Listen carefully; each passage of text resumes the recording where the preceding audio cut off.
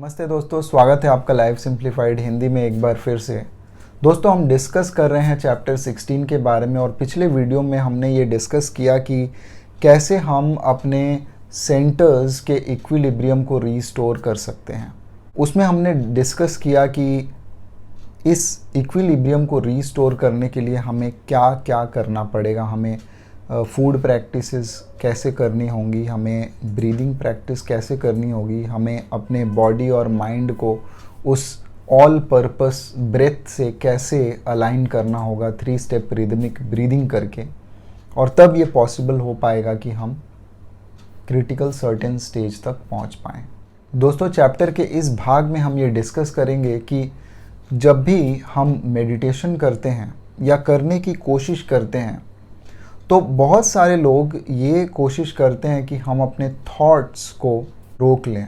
हम आंख बंद करके बैठते हैं और ये कोशिश करते हैं कि हमारे थॉट्स बंद हो जाएं। हम अपने माइंड के चैटर को बंद करने की कोशिश करते हैं।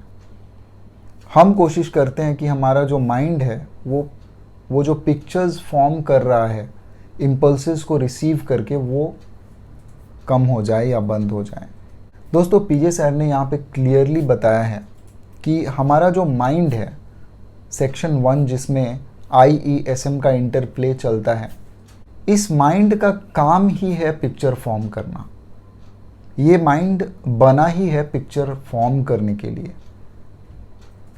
तो सेक्शन 1 अपना काम तो करेगा ही। तो अगर हम इस माइंड को फोर्सफुली स्टॉप करने की कोशिश करते हैं तो ये बहुत ही एक इम्पॉसिबल सा काम है जो हम करने की कोशिश करते हैं। मैं आपको यहाँ पे कुछ पढ़ के सुनाना चाहूँगा जो पीजे सर ने लिखा है।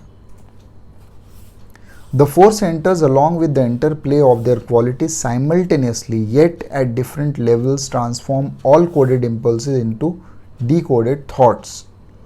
To do this continuously and without a pause is the inherent property of that portion of our brain we call section 1 of our brain or mind number 1. These 4 centers have their coding seats in the body and their decoding seats in the gray matter brain we call section 1 or mind 1. It is the inherent quality of this section and to do anything else would mean not follow its own law. PJ sir कहते हैं कि section 1 या mind 1 का ये inherent quality है कि वो impulses को डिकोड करे और ग्रे मैटर में उन इम्पल्सेस को डिकोड करके माइंड के अंदर पिक्चर्स फॉर्म करे। और अगर ये सेक्शन 1 ये नहीं करता है तो ये नेचर के लॉ को फॉलो नहीं करेगा।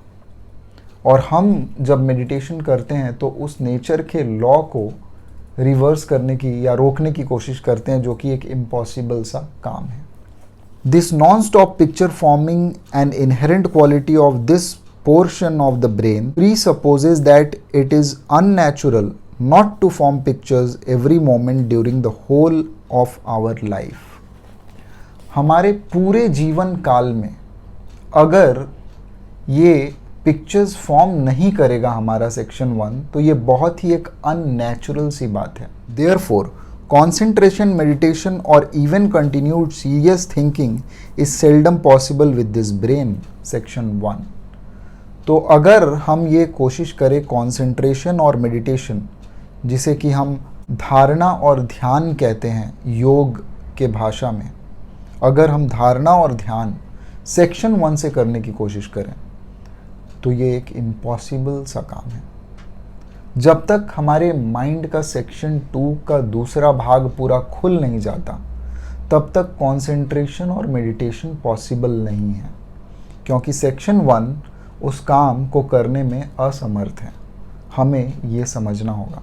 और जब सेक्शन 2B खुल जाता है हमारा, तब हम उस काबिल हो पाते हैं कि हम मेडिटेशन और कंसंट्रेशन कर सकें और किसी एक थॉट को होल्ड कर सकें जितने समय तक हम चाहते हैं। और इस प्रकार से मेडिटेशन हमारे लिए पॉसिबल हो पाएगा। सेक्शन 1 पिक्चर फॉर्म करना बंद नहीं करेगा, लेकिन सेक्शन 2 मेडिटेशन कर सकता है, कंसंट्रेशन कर सकता है। तो हमें सेक्शन 1 को ये नहीं बोलना है कि आप पिक्चर्स फॉर्म मत करिए, हमें अपने सेक्शन 2B को डेवलप करना है। हमें किसी तरीके से 3 स्टेप ब्रीदिंग करके, अपने थॉट्स को ऑब्जर्व करके, ड्रिफ्ट वॉचिंग करके, जिसे हम मेडिटेशन कहते हैं, वो एक्चुअली मेडिटेशन नहीं है, वो एक्चुअली ड्रिफ्ट वॉचिंग है। आप बैठ सकते हैं अपनी आंखें बंद करके, आपके माइंड में जो पिक्चर्स फॉर्म हो रहे हैं और जैसे आपका माइंड ड्रिफ्ट हो रहा है, उस ड्रिफ्ट को आप वॉच कर सकते हैं, उन पैटर्न्स को आप रिकॉग्नाइज कर सकते हैं।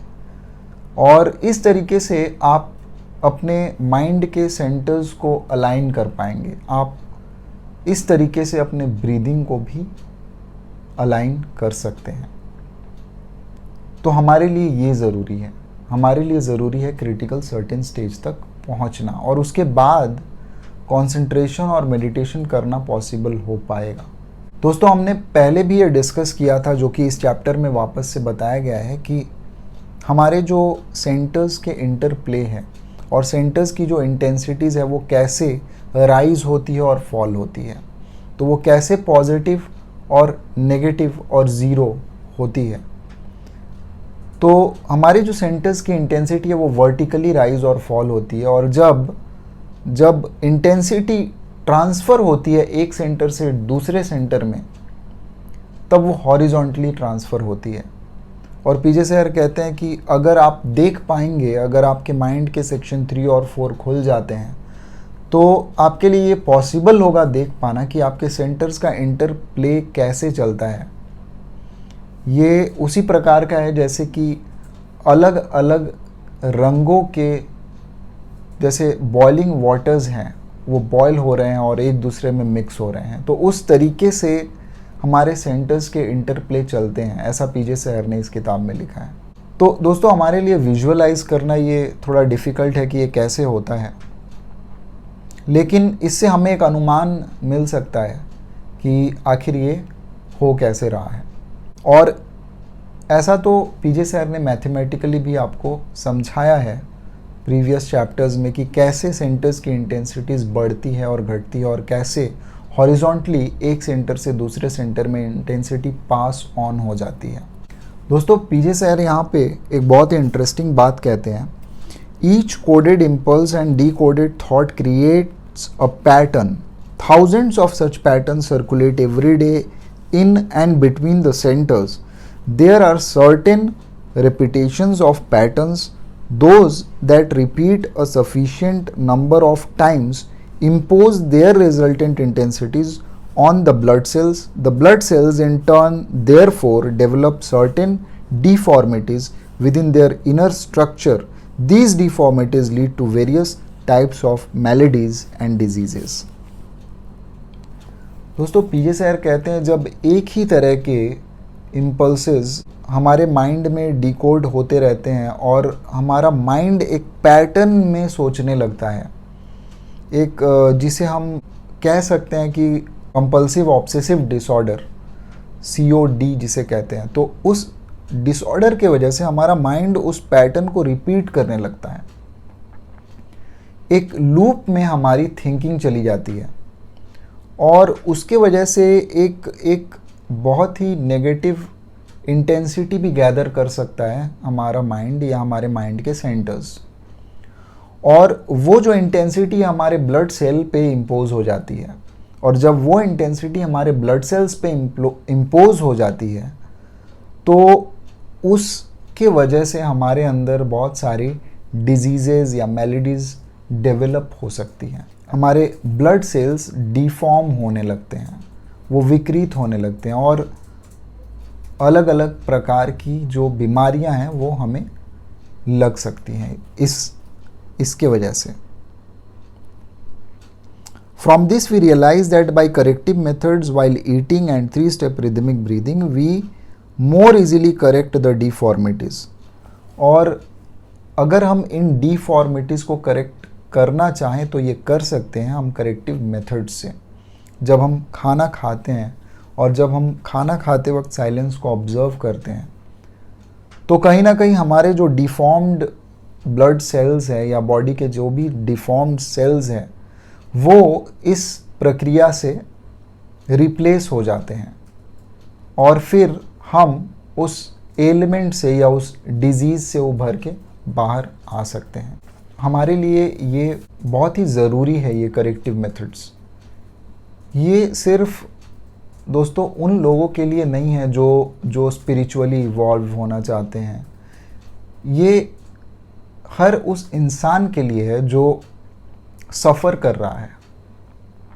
और अगर हम देखें तो इस दुनिया में मेरे ख्याल में ऐसा कोई इंसान नहीं है जो सफ़र नहीं कर रहा है। अगर वो एक फ़िज़िकल बॉडी है तो उसके पास सफ़रिंग है।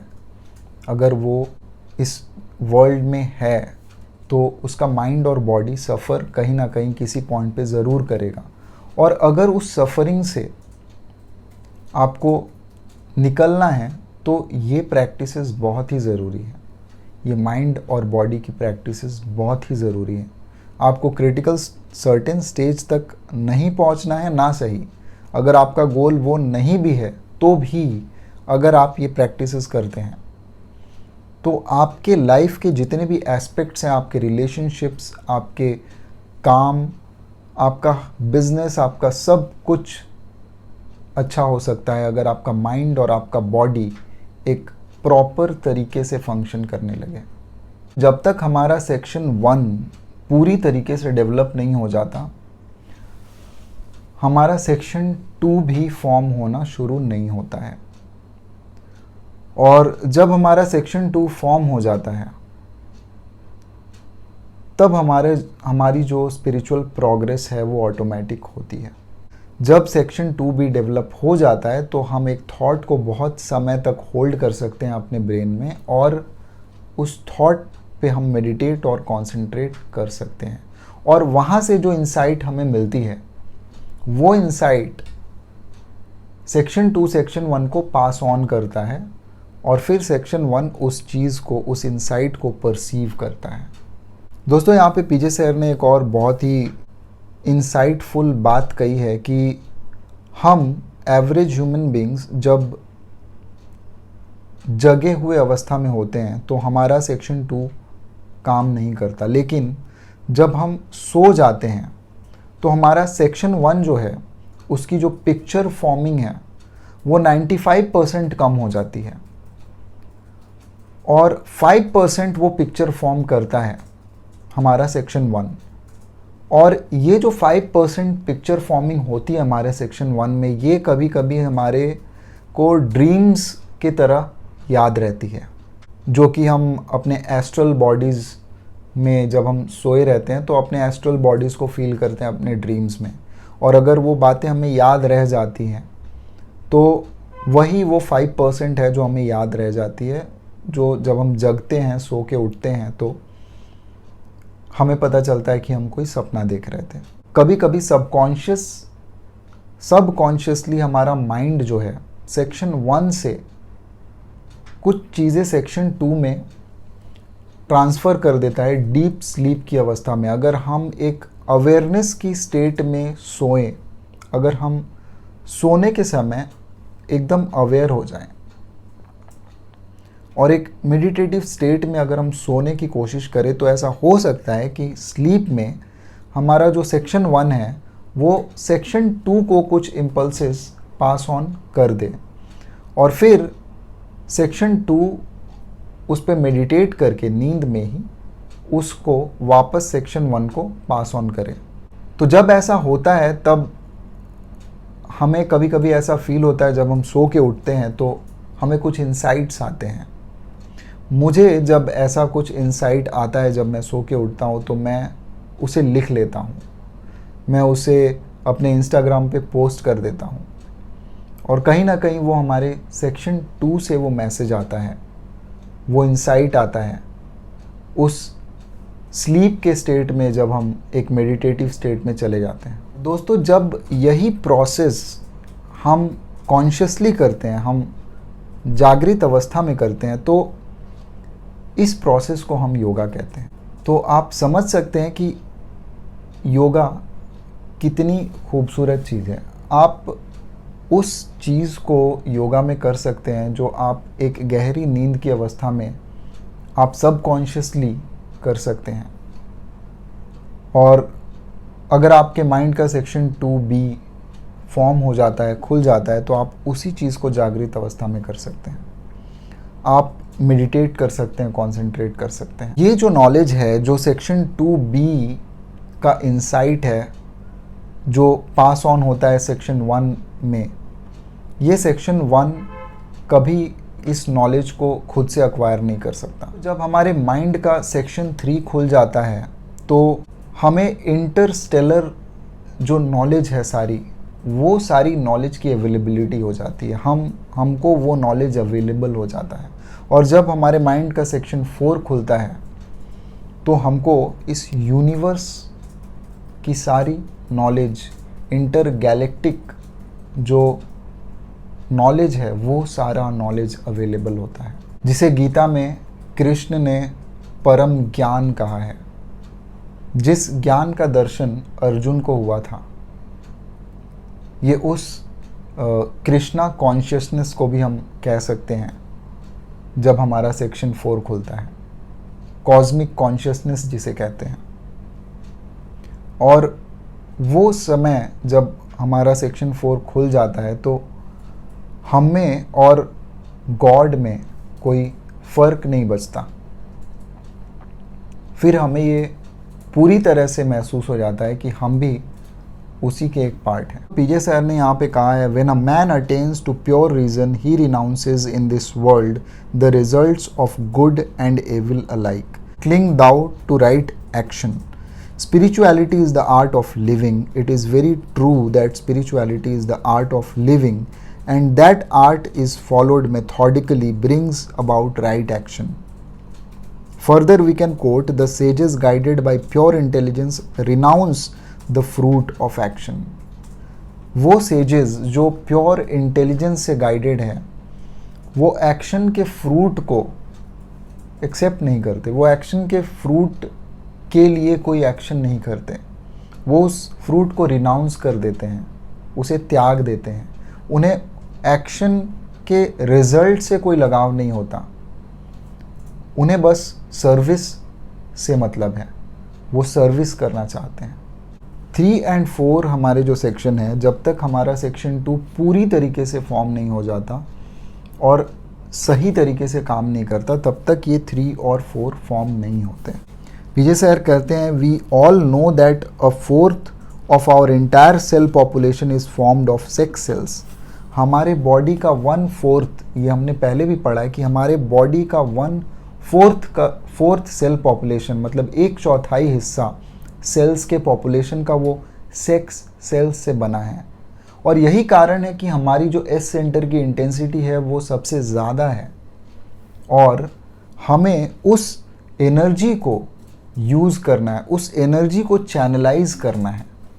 यहाँ पे वो कहते हैं कि actually nature's and God's prudent laws expect of man that he would by a judicial use of these very vital sex cells develop them further and by rhythmic breathing and corrective methods promote and transfer them to become the higher brain sections 2 and 3, 2B, 3 and 4। तो हम जब 3 step rhythmic breathing की practice करते हैं, अपनी food की practices करते हैं, तब ये जो सेल्स है, ये सेल्स प्रमोट हो जाते हैं, और इन्हीं सेल्स की जो एनर्जी है, इनसे फॉर्म होती है हमारे माइंड की सेक्शन 2B, 3 और 4।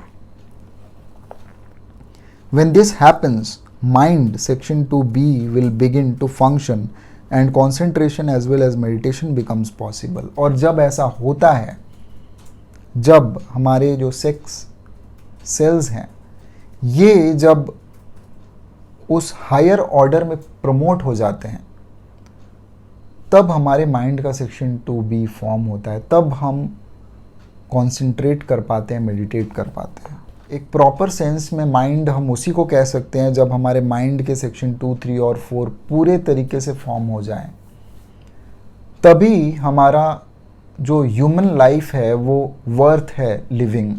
अदरवाइज़ हम उसी तरीके से जी रहे हैं जैसे कि एक जानवर जी रहा है, जैसे कि एक वाइल्ड एनिमल जी रहा है। Why must I study this book most earnestly irrespective of whether I enjoy reading it और नॉट। आखिर मैं इस किताब को क्यों पढूं? सीरियसली और अर्नेस्टली मैं इसे एंजॉय कर रहा हूँ या नहीं कर रहा हूँ? लास्ट में पीजे सर हमें ये थॉट देते हैं सोचने के लिए। दोस्तों, आज के वीडियो में इतना ही। अगले वीडियो में हम बात करेंगे चैप्टर 17 की। उस चैप्टर में पीजे सहर ने जो अल्टीमेट मंत्रा है वो हमें दिया है और उसके बारे में मैं आपको अगले वीडियो में बताऊंगा। नमस्ते, मिलते हैं अगले वीडियो में।